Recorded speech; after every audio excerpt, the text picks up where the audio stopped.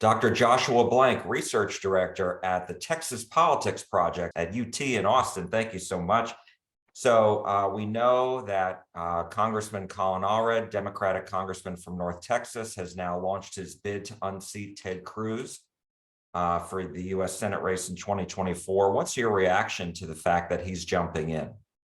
Well, I think it's a good sign for Democrats in the fact that, in many of the election cycles that we've watched here in Texas in recent years, really over the last decade or two, the question has been not only who will jump into some of these high profile races for Democrats, but whether they will have a quality candidate taking on one of the state's major Republicans.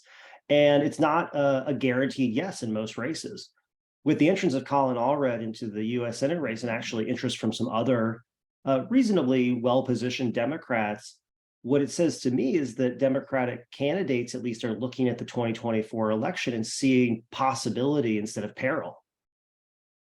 And so let me ask you, in his video this morning, Allred criticized Senator Cruz, calling him all hat, no cattle, when it came to him going on vacation with his family to Cancun, Mexico during the severe winter storm in February of 2021.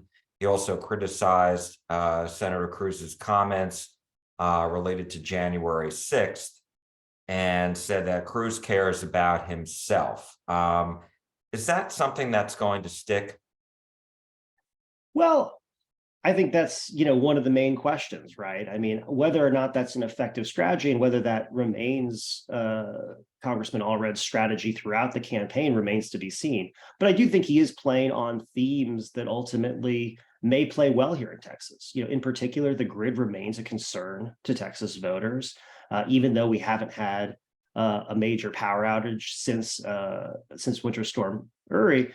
Voters, that event still remains highly salient to Texas voters. And when we look at our polling and we look at what they think the legislature should be accomplishing, what's important, the reliability of the grid remains, paramount.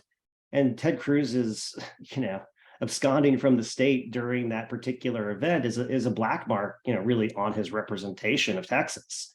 And so that's not surprising. I think the other piece of this, this idea that Cruz is in it for himself is something that, could have legs if you think about it in the sense that, Cruz has said that he is for term limits, for United States senators, even though he is going now for an additional term.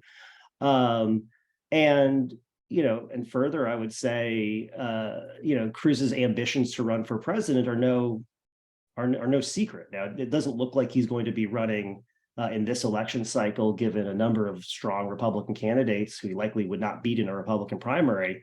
But no one has doubted his interest to eventually trade up this job for another one. And so I think, if you combine those two things, you can understand the logic of Allred's attacks on Cruz. Now, whether those, have punch and staying power is another question. I wanted to ask you about the challenge facing Allred, because he's leaving a safe seat in the House to roll the dice, if you will, politically. Just how big of a challenge is this for him? Well, I mean, it's a huge challenge. Ultimately, no Democrat has won a statewide race here in Texas for over 20 years. And you're right, he is leaving what is ultimately a very safe Democratic seat. But it's important to note that it wasn't a safe Democratic seat when he won it. When he originally won that congressional seat in 2018, it was held by incumbent Pete Sessions. It was a district in which Sessions had won in 2016, but so had Clinton. Allred narrowly carried the district in 2018 and then narrowly carried the district again in 2020 before redistricting effort, really controlled by Republicans in the state, actually led to him having the safe seat that he now has. In some ways, I think the safety of that seat allows him to leave it maybe a little bit more easily, knowing that another Democrat is almost certain to come in and win it.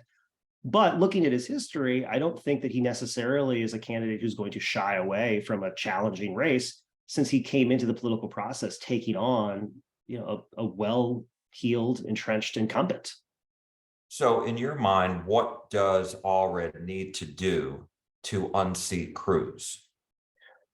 Well, that is the $1 million question for the Allred campaign. I think, without, I'll say this, I don't know what Allred is going to need to do to unseat Cruz, but what I think I'm looking at and considering is how some of the unknown factors play out as we head and get closer to that race.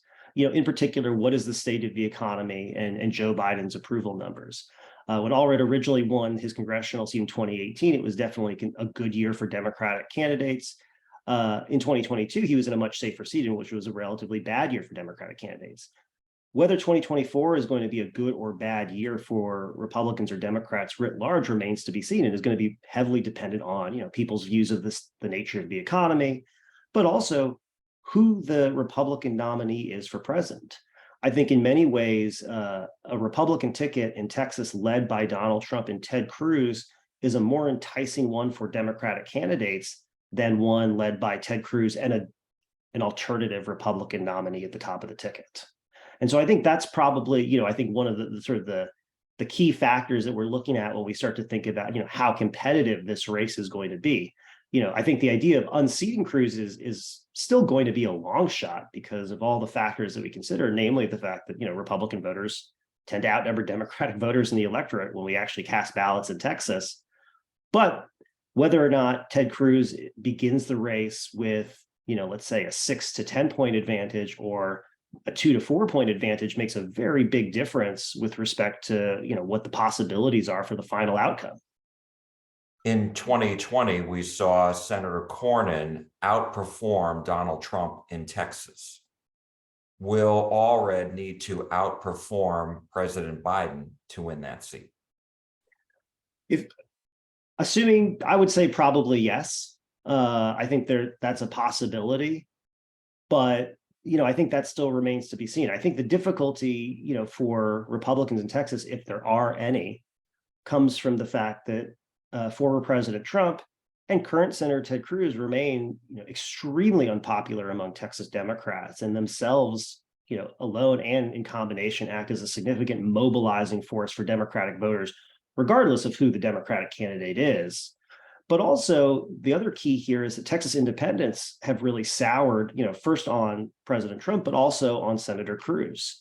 And whereas, Beto O'Rourke, who are sort of the highest profile Democratic candidate running in Texas elections recently, sort of has had a roller coaster when it comes to the views of independents, starting out really on a high and then declining through his 2022 race with Abbott.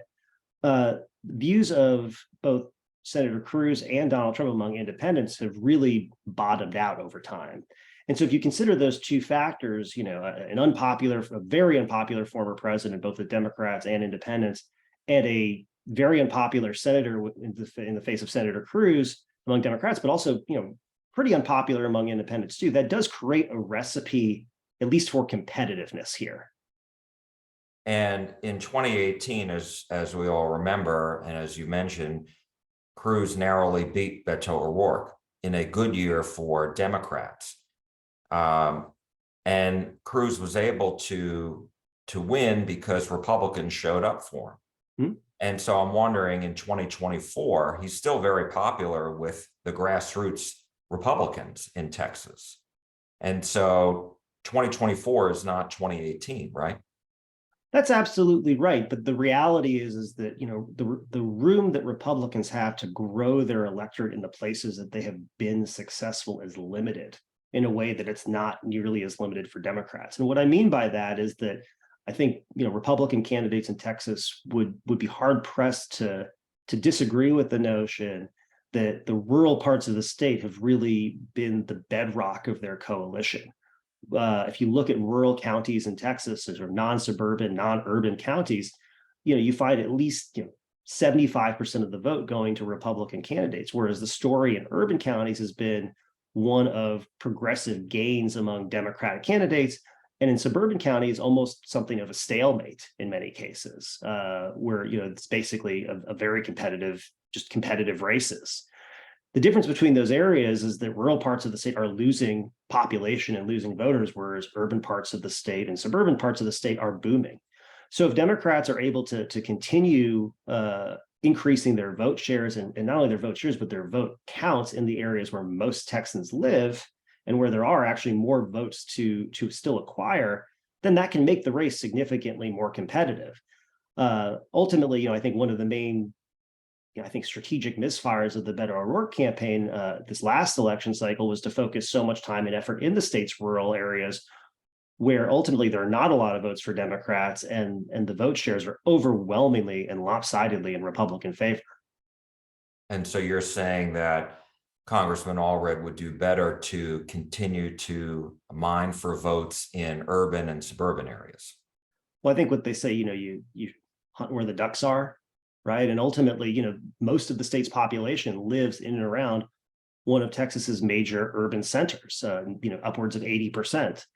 But the reality is that, that representation is not carried through to the electorate, where it's a little bit still lopsidedly in the favor of urban areas, but rural representation tends to be overemphasized in the election cycle. So if, a good economy, unpopular Republican candidates in the top of the ticket, and an energetic and well-funded Democratic campaign at the top of the ticket focused on mobilizing Democratic turnout in urban areas, is successful, again, that success doesn't necessarily mean a Democrat winning, but it might mean a significantly closer Senate race than I think we would normally expect.